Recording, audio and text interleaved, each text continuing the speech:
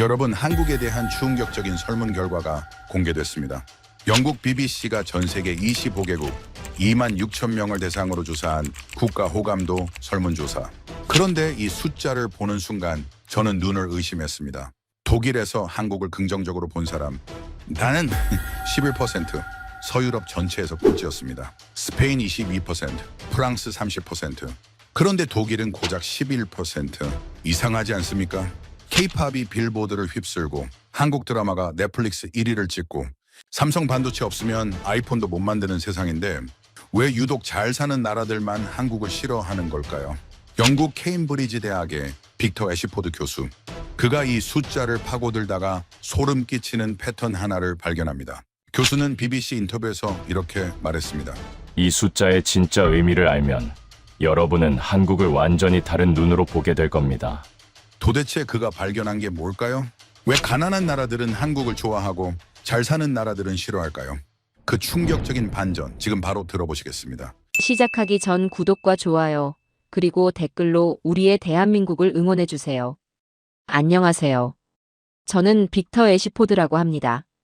영국 케임브리지 대학에서 국제정치학을 가르치고 있지요. 오늘 제가 들려드릴 이야기는 제 학자 인생을 송두리째 뒤흔든 어떤 발견에 관한 것입니다. 그날 저는 연구실에서 BBC가 의뢰한 설문 데이터를 분석하고 있었어요. 전 세계 25개국 2만 6천 명을 대상으로 한 대규모 국가 호감도 조사였습니다. 각 나라 사람들이 다른 나라를 어떻게 생각하는지, 긍정적인지 부정적인지를 물어본 거죠. 솔직히 말씀드리면 저는 그저 평범한 분석 작업이 될 거라 생각했습니다. 그런데 한국 관련 데이터를 펼쳐보는 순간 저는 의자에서 몸을 일으켜야 했어요. 숫자가 이상했던 겁니다. 한국의 전체 평균을 보면 긍정평가가 36%, 부정평가가 32%였습니다. 나쁘지 않은 수치예요. 세계 평균과 비교해도 무난한 중간 수준이었지요. 그런데 지역별로 나눠서 들여다보니 뭔가 묘한 패턴이 눈에 들어오더군요.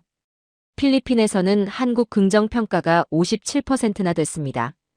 인도네시아는 51%, 호주도 50%를 기록했어요. 심지어 미국에서도 53%가 한국을 좋게 봤지요. 그런데 서유럽으로 눈을 돌리는 순간 분위기가 완전히 달라졌습니다. 독일에서 한국을 긍정적으로 본 사람은 고작 11%에 불과했어요. 처음에는 제가 숫자를 잘못 본 줄 알았습니다. 그래서 다시 확인했지요. 하지만 틀림없었어요. 11%. 서유럽 전체에서 꼴찌였던 겁니다. 스페인은 22%, 프랑스는 30%였는데 독일만 유독 바닥을 찍고 있었습니다. 저는 잠시 데이터에서 눈을 떼고 창밖을 바라봤어요. 뭔가 앞뒤가 맞지 않았습니다. 한국이라는 나라를 생각해 보세요. K-팝이 전 세계를 휩쓸고 있고 한국 드라마는 넷플릭스 순위권을 놓치질 않습니다. 삼성 반도체가 없으면 전 세계 스마트폰 생산이 멈추고 현대 자동차는 유럽 도로 곳곳을 누비고 있지요. 그런 나라가 왜 유독 서유럽에서만 이렇게 낮은 점수를 받았을까요? 저는 데이터를 더 깊이 파고들기 시작했습니다. 그러다 한 가지 이상한 점을 발견했어요. 한국을 좋게 본 나라들과 나쁘게 본 나라들 사이에 뚜렷한 공통점이 있었던 겁니다. 한국의 호의적인 나라들 목록을 보세요. 필리핀, 인도네시아, 가나, 케냐. 대부분 개발도상국이거나 한국과 직접적인 경쟁 관계가 아닌 나라들이었습니다. 반면 한국을 부정적으로 본 나라들은요. 독일, 프랑스, 스페인, 그리고 중국까지. 하나같이 경제 강국이거나 한국과 산업적으로 부딪히는 나라들이더군요. 그 순간 제 머릿속에 하나의 의문이 떠올랐습니다. 왜 가난한 나라들은 한국을 좋아하고 잘 사는 나라들은 싫어하는 걸까? 이건 단순한 호감도 문제가 아닐 수도 있겠다는 생각이 들었어요. 저는 곧바로 각 나라별 데이터를 펼쳐놓고 한국과의 관계를 하나씩 대조해 보기 시작했습니다. 독일. 자동차 강국이지요. 그런데 요즘 전기차 시장에서 한국에 밀리고 있다는 기사가 쏟아지고 있었습니다. 중국. 14억 인구의 대국인데 문화시장에서는 한국 콘텐츠의 번번이 고배를 마시고 있지요. 스페인. 한때 조선업 강국이었지만 지금은 한국에 그 자리를 완전히 내줬습니다. 하나하나 짚어갈수록 제 심장이 빠르게 뛰기 시작하더군요. 이건 단순한 싫어함이 아니었어요. 뭔가 다른 감정이 숨어 있는 것처럼 느껴졌습니다. 저는 그날 밤 잠을 이루지 못했습니다. 이 숫자들 뒤에 숨겨진 진짜 이야기가 있을 거라는 확신이 들었거든요. 그래서 저는 결심했습니다. 직접 확인해 보기로요. 책상 위의 데이터만으로는 부족했습니다. 그 나라 사람들을 만나서 그들의 입으로 직접 들어야겠다고 생각했지요. 저는 먼저 데이터를 완전히 해체해 보기로 했습니다. 숫자를 있는 그대로 보지 말고 뒤집어서 보자는 생각이었지요. 어떤 나라가 한국을 좋아하는지, 어떤 나라가 싫어하는지를 나란히 놓고 비교해보면 뭔가 보이지 않을까 싶었어요. 그래서 저는 연구실 벽면에 커다란 세계 지도를 붙여놓고 나라별로 색깔 핀을 꽂기 시작했습니다. 파란색은 한국의 호의적인 나라, 빨간색은 부정적인 나라. 작업을 마치고 한 발짝 물러서서 지도를 바라보는 순간 저는 소름이 돋았어요.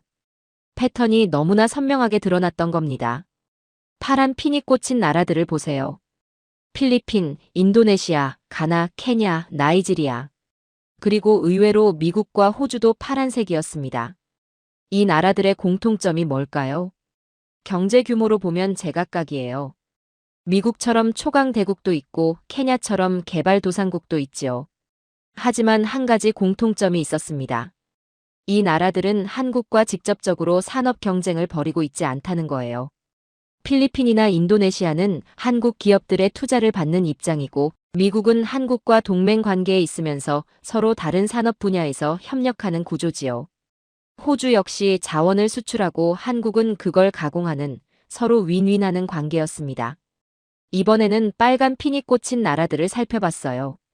독일, 프랑스, 스페인, 이탈리아, 그리고 중국과 일본. 이 나라들의 공통점은 무엇이었을까요? 저는 각 나라의 주력 산업을 하나씩 적어 내려가기 시작했습니다. 그러자 놀라운 그림이 그려지더군요. 독일의 자존심은 자동차입니다. 벤츠, 아우디, 폭스바겐. 세계 최고의 자동차 강국이라는 자부심이 대단하지요. 그런데 지금 전기차 시장에서 무슨 일이 벌어지고 있습니까? 현대와 기아가 유럽 시장을 빠르게 잠식하고 있어요. 독일 언론에서는 연일 한국 전기차의 약진을 경계하는 기사가 쏟아지고 있었습니다. 프랑스는 어떻습니까? 원자력 강국이지요. 그런데 한국이 아랍에미리트 원전 수주를 따내면서 프랑스를 제치고 세계 원전 시장의 새로운 강자로 떠올랐습니다. 프랑스 입장에서는 자존심이 구겨질 수밖에 없었을 거예요. 스페인은 한때 조선업 강국이었습니다. 그리스와 함께 유럽 조선업을 이끌던 나라였지요. 하지만 지금은 어떻습니까? 한국이 세계 조선업 1위를 굳건히 지키고 있고 스페인 조선소들은 대부분 문을 닫았거나 간신히 명맥만 유지하고 있는 실정이에요. 중국은 더 복잡했습니다. 14억 인구의 거대한 나라가 인구 5천만의 작은 나라의 문화시장에서 밀리고 있다는 사실을 받아들이기 힘들어하는 것처럼 보였어요. 한류 금지령까지 내렸지만 젊은 세대들은 몰래 한국 드라마를 보고 한국 아이돌 음악을 듣고 있지요. 저는 펜을 내려놓고 잠시 생각에 잠겼습니다. 이게 우연의 일치일까요? 아니면 필연일까요? 한국을 싫어하는 나라들의 목록을 다시 한번 들여다봤어요.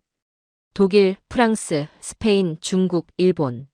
이 나라들은 전부 한국과 치열하게 경쟁하고 있거나 한국에 추월당한 경험이 있는 나라들이었습니다. 그 순간 제 머릿속에서 하나의 가설이 떠올랐어요. 혹시 이 낮은 호감도가 단순한 싫어함이 아니라 다른 감정의 표현은 아닐까? 두려움, 혹은 경계심. 저는 이 가설을 검증해 보고 싶었습니다. 그래서 가장 극단적인 숫자를 보인 나라, 독일부터 파고 들어가기로 했어요. 11%라는 충격적인 숫자 뒤에 어떤 이야기가 숨어 있는지 직접 확인해 보고 싶었던 겁니다. 저는 독일에 있는 지인들에게 연락을 돌리기 시작했습니다. 프랑크푸르트 대학의 경제학 교수, 뮌헨에서 자동차 산업을 연구하는 애널리스트, 베를린의 언론인까지. 한국에 대한 독일인들의 인식을 가장 잘 설명해 줄 수 있는 사람들을 수소문했지요. 그 중에서 가장 먼저 답장을 보내온 사람은 프랑크푸르트 대학의 클라우스 밀러 교수였습니다. 밀러 교수는 유럽과 아시아의 경제관계를 연구하는 전문가였어요. 저와는 학회에서 몇 번 얼굴을 마주친 적이 있었지요. 그가 보내온 답장은 짧았지만 강렬했습니다. 애시포드 교수, 독일인들이 한국을 어떻게 생각하는지 알고 싶다고요. 직접 와서 보시는 게 좋겠습니다. 설명하기 복잡하거든요.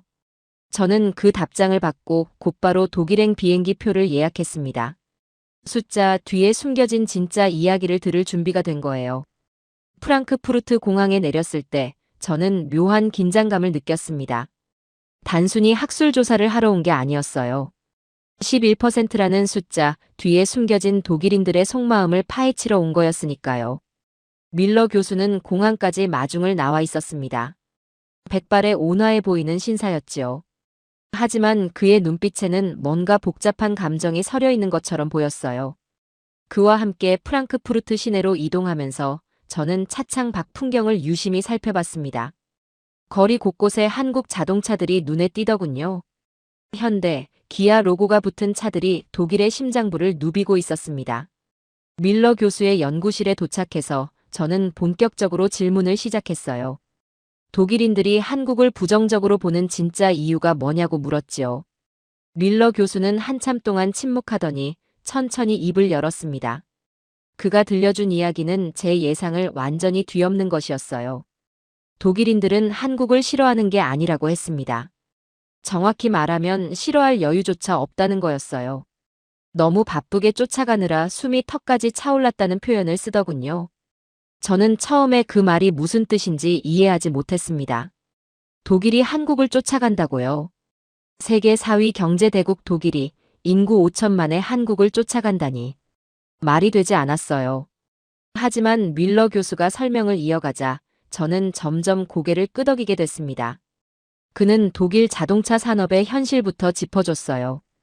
독일은 100년 넘게 내연기관 자동차의 왕자를 지켜온 나라입니다. 엔진 기술에서만큼은 세계 최고라는 자부심이 대단했지요. 그런데 전기차 시대가 열리면서 상황이 완전히 바뀌어 버렸어요. 전기차에는 내연기관이 필요 없습니다. 독일이 100년간 쌓아온 엔진 기술이 하루아침에 쓸모 없어진 거예요. 그 빈자리를 누가 채웠습니까? 바로 한국이었습니다.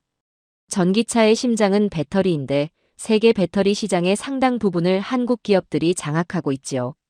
독일 자동차 회사들이 전기차를 만들려면 한국산 배터리를 사와야 하는 상황이 된 겁니다. 벤츠가 한국 배터리를 쓰고 아우디가 한국 배터리를 쓰고 폭스바겐이 한국 배터리를 씁니다. 독일 자동차의 심장이 한국산으로 바뀌어 버린 거예요. 독일인들 입장에서 이게 얼마나 자존심 상하는 일이겠습니까? 밀러 교수는 여기서 멈추지 않았습니다. 더 충격적인 이야기를 꺼내더군요. 바로 방위산업 이야기였어요. 독일은 세계적인 무기 수출국입니다. 특히 레오파드 전차는 서방 세계 최강의 전차로 불리며 독일의 자존심 그 자체였지요. 그런데 얼마 전 폴란드에서 무슨 일이 벌어졌는지 아십니까? 폴란드가 대규모 전차 도입을 결정하면서 독일 레오파드 대신 한국의 K2 전차를 선택해버린 겁니다. 1000대가 넘는 물량이었어요. 천문학적인 금액의 계약이 한국으로 넘어갔습니다. 독일로서는 코앞의 이웃나라의 뺨을 맞은 격이었지요. 밀러 교수는 그날 독일 언론의 반응을 생생하게 기억하고 있었습니다. 충격, 배신, 굴욕. 이런 단어들이 헤드라인을 장식했다고 해요. 유럽의 맹주를 자처하던 독일이 아시아의 작은 나라에 무기 시장을 빼앗겼다는 사실을 독일인들은 쉽게 받아들이지 못했던 겁니다. 저는 밀러 교수에게 물었습니다. 그래서 독일인들이 한국을 미워하는 거냐고요?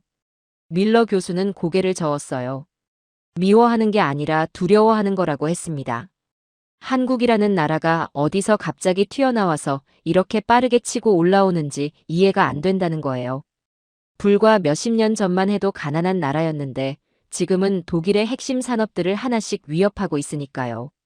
그는 재미있는 비유를 들어줬습니다. 마라톤 경기에서 한참 앞서 달리고 있다고 생각했는데 뒤를 돌아보니 처음 보는 선수가 코앞까지 따라붙어 있는 기분이라고요. 언제 출발했는지도 모르겠고 어디서 훈련했는지도 모르겠는데 어느새 숨소리가 바로 뒤에서 들린다는 겁니다. 그게 바로 독일인들이 한국을 바라보는 시선이라고 했어요. 저는 그 말을 듣는 순간 11%라는 숫자가 완전히 다르게 보이기 시작했습니다. 이건 혐오가 아니었어요. 경쟁자에 대한 경계심이었던 겁니다. 강한 나라는 약한 나라를 무시하지 경계하지 않습니다. 경계한다는 것 자체가 상대를 강자로 인정한다는 뜻이지요. 독일이 한국을 경계하고 있다. 이 사실 하나만으로도 한국의 위상이 어디까지 올라왔는지 알 수 있었어요. 밀러 교수와의 대화를 마치고 호텔로 돌아오는 길에 저는 계속 그의 말을 곱씹었습니다. 독일만 그런 걸까요? 아니면 다른 나라들도 비슷한 이유로 한국을 경계하고 있는 걸까요? 저는 다음 목적지를 정했습니다. 중국이었어요. 한국에 대한 부정평가가 50%를 넘었던 나라. 그곳에서는 또 어떤 이야기가 기다리고 있을지 궁금해졌습니다. 중국행 비행기 안에서 저는 설문 데이터를 다시 펼쳐봤습니다. 중국에서 한국에 대한 부정평가는 50%를 넘었어요. 어떤 해에는 64%까지 치솟은 적도 있었지요. 독일보다 훨씬 높은 수치였습니다. 하지만 저는 중국의 경우가 독일과는 결이 다를 거라고 짐작하고 있었어요. 독일은 산업 경쟁에서 오는 경계심이었다면 중국은 뭔가 더 복잡한 감정이 얽혀 있을 것 같았거든요. 베이징 공항에 도착했을 때 저는 주변을 둘러보며 흥미로운 광경을 목격했습니다. 공항 면세점 곳곳에 한국 화장품 매장이 들어서 있었어요. 젊은 중국인들이 줄을 서서 한국 제품을 사고 있더군요. 한국 아이돌 사진이 붙은 쇼핑백을 든 사람들도 심심찮게 눈에 띄었습니다. 부정평가가 50%가 넘는 나라에서 벌어지는 풍경치고는 좀 이상하지 않습니까? 저는 이 모순을 이해하고 싶었습니다. 베이징에서 저를 만나준 사람은 베이징 대학의 문화학 교수였어요. 왕리밍이라는 이름의 중년 학자였지요. 그는 중국 내 한류 현상을 오랫동안 연구해온 전문가였습니다. 왕 교수와 만난 자리에서 저는 단도직입적으로 물었어요. 중국인들이 한국을 싫어하면서 왜 한국 문화는 좋아하는 거냐고요. 왕 교수는 씁쓸한 미소를 지었습니다. 그가 들려준 이야기는 중국인들의 복잡한 속내를 적나라하게 보여주는 것이었어요. 중국은 스스로를 대국이라고 생각한다고 했습니다. 5천년 역사를 가진 문명의 중심지. 14억 인구의 거대한 나라. 경제 규모로는 세계 2위. 중국인들은 어릴 때부터 자국이 세계의 중심이라는 자부심을 가지고 자란다고 해요. 그런데 문화시장에서 무슨 일이 벌어졌습니까? 한국이라는 작은 나라의 드라마가 중국 전역을 휩쓸었습니다. 한국 아이돌 그룹의 노래가 중국 젊은이들의 마음을 사로잡았지요. 한국 영화가 중국 박스오피스를 강타했고 한국 예능 프로그램 포맷을 중국 방송사들이 앞다퉈 수입해갔습니다. 인구 5천만의 작은 나라가 14억 대국의 문화시장을 점령해버린 겁니다. 왕 교수는 이게 중국인들에게 얼마나 충격적인 일이었는지 설명해줬어요. 역사적으로 한반도는 늘 중국의 영향권 아래 있었습니다. 중국인들의 인식 속에서 한국은 작은 이웃나라, 문화적으로는 자신들보다 한 수 아래라는 생각이 깔려 있었지요. 그런데 지금은 어떻습니까? 중국 젊은이들이 한국 아이돌을 따라하고 한국 드라마 대사를 외우고 한국 음식을 먹으러 줄을 섭니다. 한국어를 배우겠다는 학생들이 넘쳐나고 한국 유학을 꿈꾸는 청년들이 수두룩하지요. 중국 입장에서 이건 단순한 문화 교류가 아니었어요. 자존심의 문제였던 겁니다. 왕 교수는 한류 금지령 이야기도 꺼냈습니다. 중국 정부가 공식적으로 한국 콘텐츠 수입을 제한하고 한국 연예인들의 중국 활동을 막았던 일이 있었지요. 표면적으로는 정치적 이유를 내세웠지만 속내는 더 복잡했다고 해요. 한류가 너무 거세져서 중국 문화 산업이 설 자리가 없어지고 있다는 위기감이 있었던 겁니다. 자국의 젊은 세대가 한국 문화에 빠져드는 것을 두고 볼 수 없었던 거지요. 하지만 금지령의 효과는 미미했습니다. 왕 교수가 들려준 뒷이야기가 인상적이었어요. 금지령이 내려진 이후에도 중국 젊은이들은 한국 콘텐츠를 포기하지 않았다고 합니다. 불법 경로를 통해 한국 드라마를 다운받고 우회 접속으로 한국 음악을 들었지요. 암암리에 한국 아이돌 팬클럽 활동을 이어갔고 몰래 한국 굿즈를 수집했습니다. 막으려고 할수록 더 집요하게 찾아들었던 거예요. 이게 뭘 의미하는 걸까요? 저는 왕 교수에게 물었습니다. 결국 중국인들은 한국을 좋아하는 거냐, 싫어하는 거냐고요. 왕 교수의 대답은 명쾌했습니다. 둘 다라고 했어요. 머리로는 싫어하고 가슴으로는 좋아한다는 거였습니다. 대국의 자존심이 한국의 부상을 인정하기 싫어하지만 막상 한국 콘텐츠를 접하면 그 매력을 부정할 수가 없다는 거지요. 설문조사에서 부정평가의 표를 던진 중국인들 중 상당수가 집에 돌아가서는 한국 드라마를 보고 있을 거라고 했습니다. 저는 그 말을 듣는 순간 왠지 모를 씁쓸함을 느꼈어요. 싫어하면서도 끌리는 감정. 인정하기 싫지만 부정할 수 없는 매력. 이건 단순한 호감도 조사로는 담아낼 수 없는 복잡한 심리였습니다. 왕 교수와 헤어지면서 저는 한 가지 질문을 더 던졌어요. 앞으로 중국의 한국에 대한 인식이 어떻게 변할 것 같으냐고요. 왕 교수는 잠시 생각하더니 이렇게 대답했습니다. 한국이 더 강해질수록 중국의 반감도 커질 거라고요. 하지만 동시에 한국 문화를 향한 갈망도 더 커질 거라고 했습니다. 이 모순은 쉽게 해결되지 않을 거라고요. 싫어하면서도 떠날 수 없는 관계. 그게 바로 중국과 한국 사이에 형성된 묘한 역학관계였던 겁니다. 베이징을 떠나는 비행기 안에서 저는 창밖을 내다보며 생각에 잠겼습니다. 독일은 산업 경쟁 때문에 한국을 경계하고 중국은 문화적 자존심 때문에 한국을 경계한다. 이유는 다르지만 결론은 같았어요. 한국이 무시할 수 없는 존재가 됐다는 것. 저는 다음 목적지로 스페인과 그리스를 생각하고 있었습니다. 한때 특정 산업에서 세계 정상이었다가 한국에 그 자리를 내준 나라들. 그곳에서는 또 어떤 이야기가 기다리고 있을지 궁금해졌어요. 스페인과 그리스. 이 두 나라를 다음 목적지로 정한 데는 이유가 있었습니다. 두 나라 모두 한때 조선업 강국이었어요. 특히 그리스는 해운 왕국이라 불리며 세계 조선업에서 당당히 3위를 차지했던 나라였지요. 그런데 지금은 어떻습니까? 그리스 조선업의 세계 점유율은 1%도 채 되지 않습니다. 사실상 무너졌다고 봐도 과언이 아니에요. 그 자리를 누가 차지했는지는 굳이 말씀드리지 않아도 아시겠지요. 저는 그리스 아테네로 향했습니다. 아테네 근교의 피레우스 항구는 한때 조선소들이 즐비했던 곳이었어요. 지금도 항구 자체는 운영되고 있지만 조선소들은 대부분 문을 닫은 상태였습니다. 녹슨 크레인들이 바닷바람에 삐걱거리고 텅 빈 도크에는 잡초만 무성하게 자라 있더군요. 한때 수천 명의 노동자들이 북적이던 곳이 유령 도시처럼 변해버린 겁니다. 저는 그곳에서 은퇴한 조선소 노동자 한 분을 만났습니다. 니코스라는 이름의 70대 노인이었어요. 그는 40년 넘게 피레우스 조선소에서 용접공으로 일했던 분이었지요. 아버지도 조선소 노동자였고 아들도 같은 조선소에서 일했다고 했습니다. 3대가 조선업에 종사한 가문이었던 거예요. 니코스 씨는 조선소가 무너지던 시절을 또렷이 기억하고 있었습니다. 처음에는 일감이 조금씩 줄어들기 시작했다고 해요. 예전에는 수주 경쟁에서 쉽게 이겼는데 어느 순간부터 한국 조선소에 번번이 밀리기 시작했다는 겁니다. 그리스 조선소들은 가격 경쟁력이 떨어졌어요. 한국은 더 싸게, 더 빠르게, 더 좋은 품질의 배를 만들어냈지요. 그리스 입장에서는 도저히 따라갈 수가 없었습니다.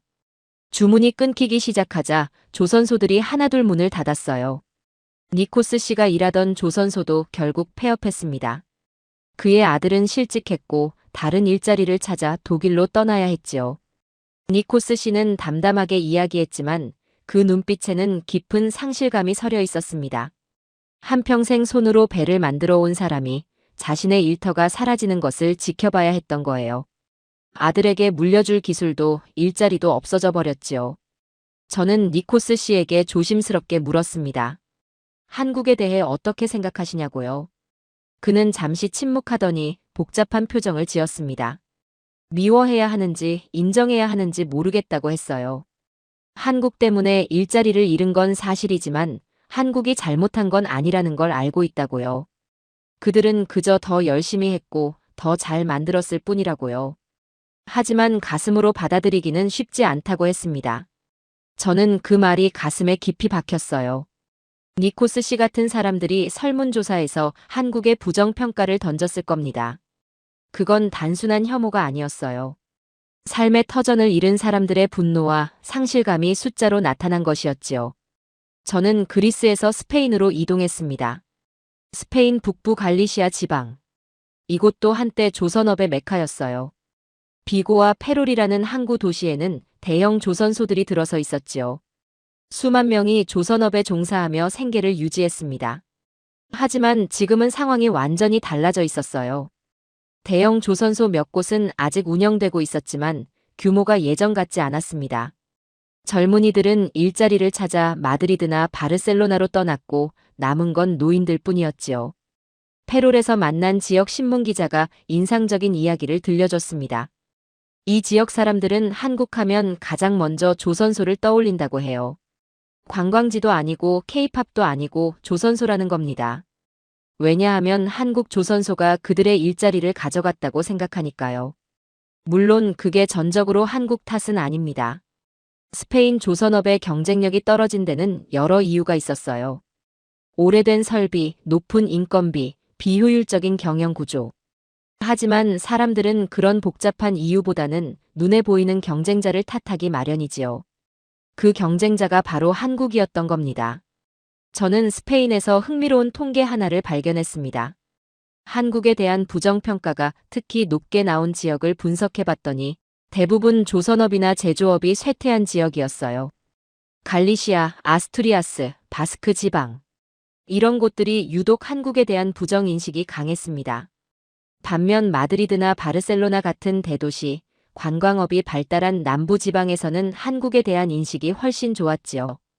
K-팝 팬들도 많고 한국 관광객을 반기는 분위기였습니다. 같은 나라 안에서도 이렇게 차이가 났던 거예요. 이게 뭘 의미할까요? 한국에 대한 부정평가는 추상적인 감정이 아니었습니다. 구체적인 이해관계에서 비롯된 것이었어요. 일자리를 잃은 지역, 산업이 쇠퇴한 지역에서 부정평가가 높게 나왔던 겁니다. 설문조사 숫자 뒤에는 이런 사연들이 숨어 있었습니다. 니코스 씨처럼 조선소가 문을 닫아 은퇴해야 했던 노동자. 페롤에서 고향을 떠나야 했던 청년들. 이들의 분노와 상실감이 모여서 22%니 23%니 하는 숫자가 된 거지요. 저는 이 사실을 깨닫고 나서 설문 데이터를 보는 눈이 완전히 달라졌습니다. 숫자가 아니라 사람이 보이기 시작한 거예요. 그리고 동시에 한국의 위상이 얼마나 달라졌는지도 실감하게 됐습니다. 한국 때문에 일자리를 잃었다고 말하는 사람들이 있다는 건 역설적으로 한국이 그만큼 강해졌다는 증거니까요. 약한 나라는 누군가의 밥그릇을 뺏을 힘이 없습니다.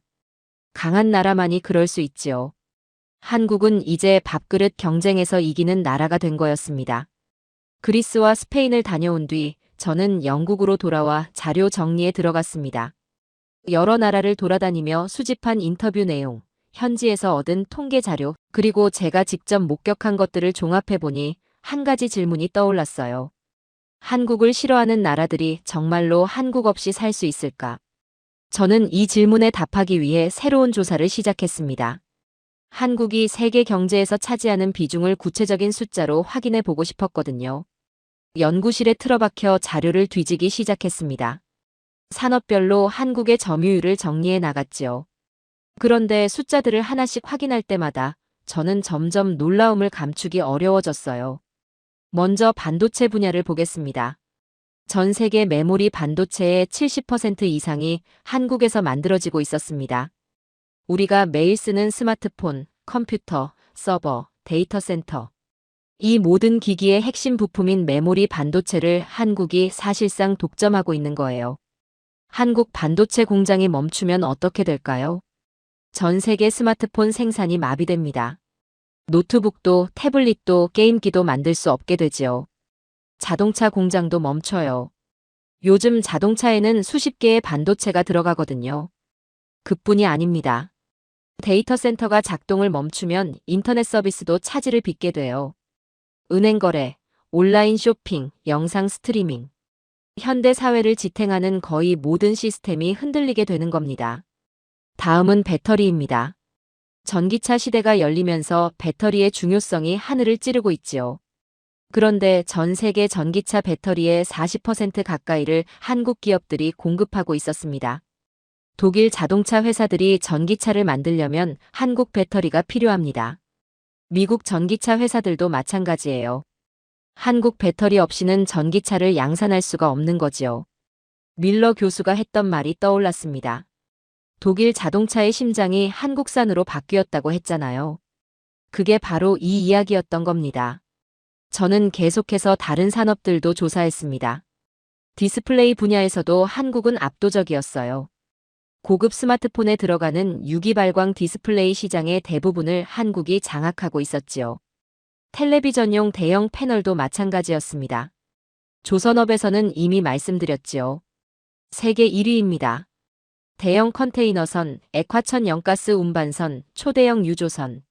이런 고부가 가치 선박 시장에서 한국을 따라올 나라가 없어요. 그런데 여기서 끝이 아니었습니다. 조사를 하다 보니 예상치 못한 분야에서도 한국의 존재감이 드러났어요. 중동 지역의 담수화 플랜트 상당수가 한국 기업이 지은 것이었습니다. 사막 국가들은 바닷물을 민물로 바꾸는 담수화 시설 없이는 식수 공급이 불가능해요. 그 시설을 한국이 짓고 있었던 겁니다. 중동 사람들이 마시는 물의 상당 부분이 한국 기술로 만들어진 거예요. 원자력 발전소도 마찬가지였습니다. 한국이 아랍에미리트에 원전을 수출했다는 건 유명한 이야기지요. 그런데 그 이후로도 여러 나라에서 한국 원전에 관심을 보이고 있었습니다. 유럽의 무기 시장에서도 한국의 약진이 두드러졌어요. 폴란드뿐만 아니라 노르웨이, 호주, 이집트까지 한국산 무기를 도입하는 나라들이 늘어나고 있었습니다. 심지어 코로나 시기에는 전 세계 백신 생산의 상당 부분을 한국이 담당했다는 사실도 알게 됐어요. 한국 제약회사들이 위탁 생산을 맡아서 수억 회분의 백신을 만들어냈지요. 이 모든 자료를 정리하고 나서 저는 한참 동안 멍하니 앉아 있었습니다. 한국이라는 나라가 세계 경제에 이 정도로 깊숙이 들어와 있을 줄은 몰랐거든요. 솔직히 고백하자면 저도 한국에 대해 잘 모르고 있었습니다. K-팝과 한국 드라마 정도만 알고 있었지, 산업적으로 한국이 얼마나 중요한 위치를 차지하고 있는지는 제대로 인식하지 못했어요. 그런데 자료를 파고들수록 한국 없이는 돌아가지 않는 것들이 너무 많다는 걸 깨닫게 됐습니다. 여기서 저는 하나의 역설을 발견했어요. 한국을 싫어한다고 답한 나라들. 독일, 프랑스, 스페인, 중국. 이 나라들 중에서 한국 없이 경제가 돌아갈 수 있는 나라가 있을까요? 독일 자동차에는 한국 배터리가 들어갑니다. 프랑스 전자제품에는 한국 반도체가 들어가지요. 스페인 사람들이 쓰는 스마트폰 화면은 한국산 디스플레이예요. 중국은 어떻습니까? 첨단 반도체 분야에서 한국 기술을 따라잡으려고 안간힘을 쓰고 있지요. 싫어하면서도 의존하고 있는 겁니다. 설문조사에서 부정평가를 던진 그 사람들도 아침에 일어나서 한국 부품이 들어간 스마트폰으로 알람을 끄고 한국 배터리가 장착된 전기차를 타고 출근하고 한국 반도체가 돌아가는 컴퓨터로 일을 합니다. 자기도 모르는 사이에 한국의 기술에 둘러싸여 살고 있는 거예요. 저는 이 상황을 어떻게 표현해야 할지 고민했습니다. 그러다 문득 이런 생각이 들었어요. 이건 마치 오래된 부부 사이 같다고요. 매일 투덜거리고 때로는 미워하기도 하지만 막상 떨어져서는 살 수 없는 관계 말입니다.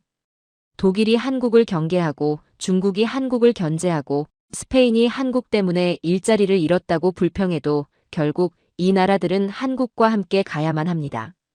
한국이 만드는 것들 없이는 현대 문명이 유지될 수 없으니까요. 싫어하면서도 떠날 수 없는 관계. 이게 바로 지금 세계가 한국과 맺고 있는 관계였습니다. 저는 이 발견이 설문조사의 숫자를 완전히 다른 관점에서 보게 만들었다고 생각했어요. 부정평가가 높다는 건 단순히 미움받고 있다는 뜻이 아니었습니다. 대체 불가능한 존재가 됐기 때문에 받는 견제였던 거예요. 연구를 어느 정도 마무리할 즈음 BBC에서 연락이 왔습니다. 제가 분석하고 있는 내용에 대해 들었다며 특집 인터뷰를 요청해 온 거예요. 설문조사 결과가 공개된 이후 논란이 많았는데 제 분석이 새로운 시각을 제시할 수 있을 것 같다는 거였지요. 저는 고민 끝에 수락했습니다. 사실 조금 망설여지기도 했어요. 제 분석이 기존의 해석과 완전히 다른 방향이었거든요. 대부분의 언론은 한국이 서유럽에서 미움받고 있다는 식으로 보도했는데 저는 그게 아니라고 말하려는 거였으니까요. 하지만 진실을 말해야 한다고 생각했습니다. 학자로서 그게 제 의무였어요. 인터뷰 준비를 하면서 저는 그동안 수집한 자료들을 다시 한번 정리했습니다. 독일에서 만난 밀러 교수의 이야기, 중국의 왕 교수가 들려준 복잡한 속사정, 그리스 피레우스 항구에서 만난 니코스 씨의 상실감, 스페인 페롤에서 목격한 쇠락한 조선소의 풍경, 그리고 한국이 세계 경제에서 차지하는 압도적인 비중. 이 모든 것들을 어떻게 하나의 메시지로 엮어낼 수 있을까 고민했지요. 인터뷰 당일, 저는 BBC 스튜디오에 들어섰습니다. 조명이 켜지고 카메라가 돌아가기 시작했을 때, 저는 긴장되면서도 동시에 확신에 차 있었어요. 제가 발견한 것들을 세상에 알려야 한다는 사명감 같은 게 느껴졌습니다. 진행자가 첫 번째 질문을 던졌어요.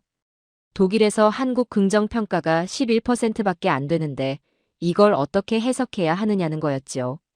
저는 천천히 입을 열었습니다. 먼저 그 숫자가 무엇을 의미하는지 정확히 이해해야 한다고 말씀드렸어요. 대부분의 사람들은 11%라는 숫자를 보고 독일인들이 한국을 싫어한다고 해석합니다. 언론도 그렇게 보도했지요. 하지만 저는 다른 질문을 던져봤다고 했습니다. 왜 가난한 나라들은 한국을 좋아하고 잘 사는 나라들은 싫어할까? 이 질문에서 출발해서 여러 나라를 직접 방문하고 현지인들을 만나고 자료를 분석해봤더니 전혀 다른 그림이 보이더라고요. 한국을 부정적으로 평가한 나라들의 공통점. 그건 한국과 산업적으로 경쟁하고 있거나 한국에 추월당한 경험이 있는 나라들이었습니다. 독일은 자동차와 방위산업에서 한국에 밀리고 있어요. 프랑스는 원전 시장에서 한국에 뒤처졌지요. 스페인과 그리스는 조선업을 통째로 한국에 내줬습니다. 중국은 문화시장에서 한국을 따라잡지 못해 속을 태우고 있고요. 이 나라들이 한국을 싫어하는 게 아니에요. 두려워하는 겁니다. 저는 카메라를 똑바로 바라보며 말했습니다. 경쟁자를 싫어하는 것과 경쟁자를 두려워하는 것은 완전히 다른 감정이라고요. 싫어함에는 무시가 섞여 있지만 두려움에는 인정이 섞여 있다고요. 독일이 한국을 무시했다면 설문조사에서 그냥 관심 없다고 답했을 겁니다. 하지만 그들은 부정적이라고 답했어요. 그건 한국을 의식하고 있다는 뜻이에요. 신경 쓰이니까 부정적인 감정이 생기는 거지요. 저는 인터뷰에서 제가 만났던 사람들의 이야기도 들려줬습니다. 밀러 교수가 했던 비유를 인용했어요. 마라톤에서 한참 앞서 달리고 있다고 생각했는데 뒤를 돌아보니 처음 보는 선수가 코앞까지 따라붙어 있는 기분이라고요. 그게 독일인들이 한국을 바라보는 시선이라고 말씀드렸지요. 중국의 상황도 설명했습니다. 싫어하면서도 끌리는 복잡한 감정. 머리로는 거부하지만 가슴으로는 인정하는 모순. 설문조사에서 부정평가를 던진 중국인들 상당수가 집에서는 한국 드라마를 보고 있을 거라고 했어요. 그리스와 스페인 이야기도 빼놓지 않았습니다. 조선소가 문을 닫고 일자리를 잃은 사람들. 그들의 분노는 이해할 수 있지만 그건 한국이 잘못해서가 아니라 한국이 더 잘했기 때문이라고요. 인터뷰가 끝나갈 무렵 진행자가 마지막 질문을 던졌습니다. 그래서 결론이 뭐냐고요? 이 숫자들을 어떻게 해석해야 하느냐고요? 저는 잠시 숨을 고르고 대답했습니다. 낮은 긍정평가는 혐오가 아닙니다. 위협을 느낀다는 신호예요. 약한 나라는 동정받습니다.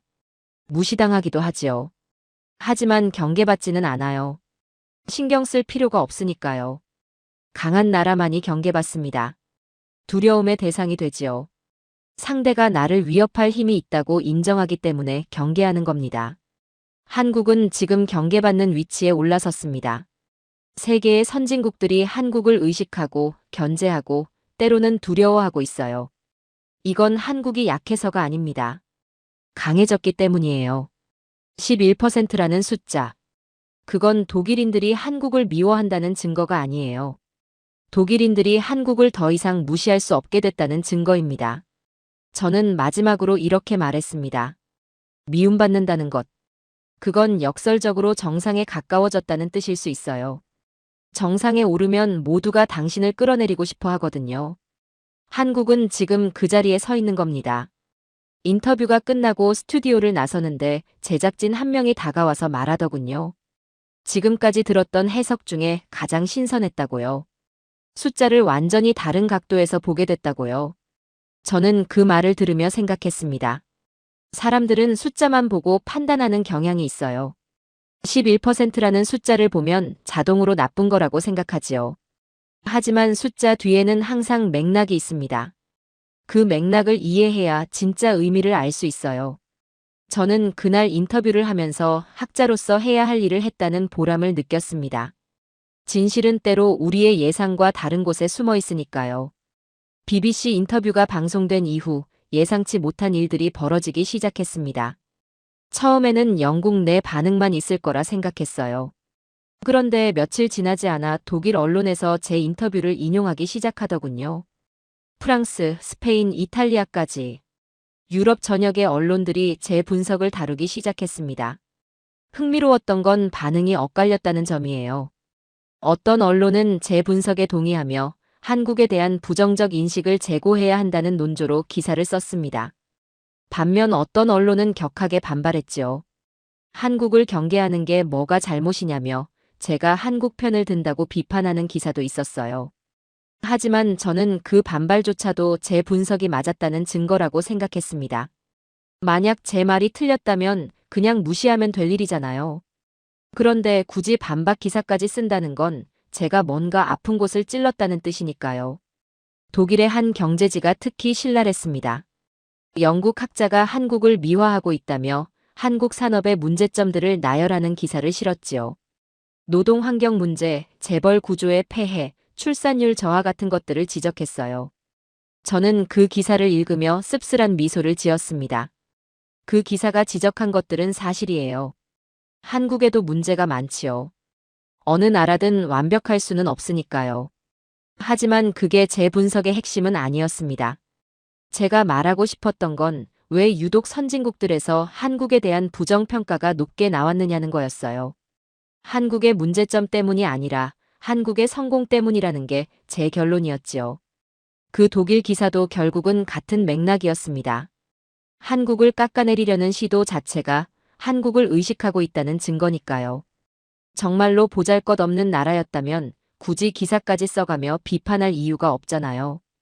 인터뷰 이후 제 이메일함에는 수많은 메시지가 쌓이기 시작했습니다. 대부분은 유럽 각지에서 온 것들이었어요. 제 분석에 동의한다는 내용도 있었고 반박하는 내용도 있었지요. 학계 동료들의 의견도 있었고 일반 시민들의 편지도 있었습니다. 그 중에서 기억에 남는 메시지가 몇 개 있었어요.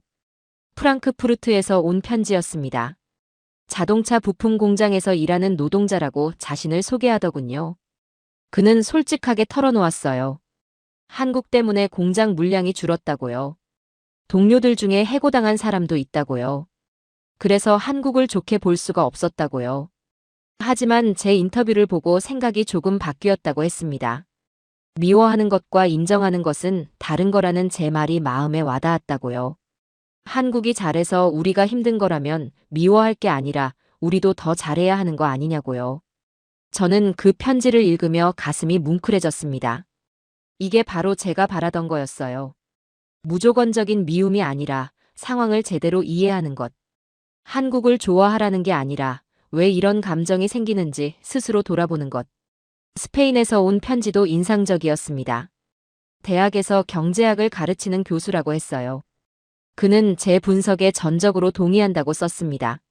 스페인이 조선업에서 밀려난 건 한국 탓이 아니라 스페인 스스로의 문제였다고요. 변화에 적응하지 못하고 혁신에 투자하지 않은 대가를 치르고 있는 거라고요. 한국은 그저 더 열심히 했을 뿐이라고 했습니다. 그걸 탓하는 건 공정하지 못하다고요. 저는 그 편지를 읽으며 고개를 끄덕였습니다. 결국 한국에 대한 부정적 인식의 상당 부분은 한국 자체의 문제라기보다 자기 자신에 대한 불만이 투영된 것이었어요. 한국이라는 나라가 거울 역할을 하고 있었던 겁니다. 그 거울 앞에 서면 자신이 뒤처져 있다는 현실이 적나라하게 보이지요. 그게 불편하니까 거울을 탓하는 거예요. 거울이 잘못된 게 아닌데도요. 저는 연구를 마무리하면서 이 모든 여정을 돌아봤습니다. 처음에 11%라는 숫자를 봤을 때는 저도 의아했어요. 한국이 뭘 잘못했길래 이렇게 낮은 점수가 나왔을까 하고요. 하지만 여러 나라를 다니고 수많은 사람들을 만나고 자료를 분석해보니 완전히 다른 결론에 도달하게 됐습니다. 한국이 잘못해서가 아니라 한국이 너무 잘해서 받는 견제였던 거예요. 불과 몇십 년 전만 해도 세계 최빈국 중 하나였던 나라가 이제는 선진국들의 밥그릇을 위협하는 존재가 됐습니다. 반도체, 배터리, 조선, 자동차, 방위산업, 문화 콘텐츠까지 분야를 가리지 않고 세계 정상급에 올라섰죠. 이게 쉬운 일입니까? 인류 역사상 이렇게 빠르게 성장한 나라가 몇이나 될까요? 선진국들이 한국을 경계하는 건 어쩌면 당연한 거예요. 자기들 자리를 위협하는 존재가 나타났으니까요. 저는 이번 연구를 통해 한국이라는 나라를 완전히 새로운 눈으로 보게 됐습니다. 예전에는 K-팝과 드라마 정도로만 알고 있었어요. 아시아 어딘가에 있는 작은 나라라는 인식이었지요. 하지만 지금은 알고 있습니다. 한국이 세계 경제의 핵심 축 중 하나라는 것을요. 한국 없이는 현대 문명이 제대로 돌아가지 않는다는 것을요. 그리고 한 가지 더 깨달은 게 있습니다. 미움받는다는 것. 그건 실패의 징표가 아니에요. 오히려 성공의 징표일 수 있습니다. 아무도 주목하지 않는 존재는 미움받을 일도 없거든요. 모두가 의식하고 견제하고 때로는 두려워하는 존재만이 미움의 대상이 됩니다. 한국은 이제 그런 존재가 됐습니다. 세계가 한국을 바라보고 있어요. 좋든 싫든, 인정하든 부정하든 한국을 무시할 수 있는 나라는 이제 없습니다. 11%라는 숫자. 저는 그 숫자가 한국의 약점을 보여주는 게 아니라고 생각합니다. 오히려 한국이 얼마나 높이 올라왔는지를 보여주는 숫자예요. 정상에 오르면 모두가 당신을 끌어내리려 합니다. 바람도 거세지고 시선도 차가워지지요. 하지만 그게 정상에 섰다는 증거입니다. 한국은 지금 그 정상에 서 있습니다. 오늘 사연은 여기까지입니다. 한국의 진짜 의미를 밝힌 영국 교수의 반전 스토리 어떠셨나요? 사연의 주인공에게 응원의 댓글을 남겨주세요. 지금까지 감동정거장에서 사연 전해드렸습니다. 사연이 마음에 드셨다면 좋아요와 구독 부탁드립니다. 시청해주셔서 감사합니다.